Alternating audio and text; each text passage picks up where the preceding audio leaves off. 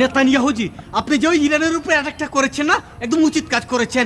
এর জন্য ভারতবর্ষের পক্ষ থেকে আপনাদেরকে স্বাগত জানাই। আর একটা কাজ করেন, ওই সালা বাংলাদেশে একটা ছেড়ে দিন, সালার আবার খুব বার বেড়েছে।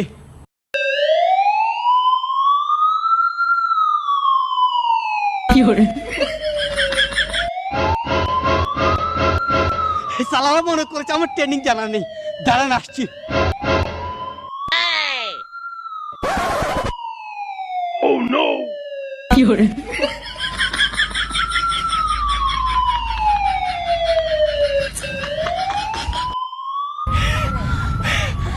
সালাদিন এত বড় সাহস, ইসরায়েলের ভিতরে একটা করে বসলো।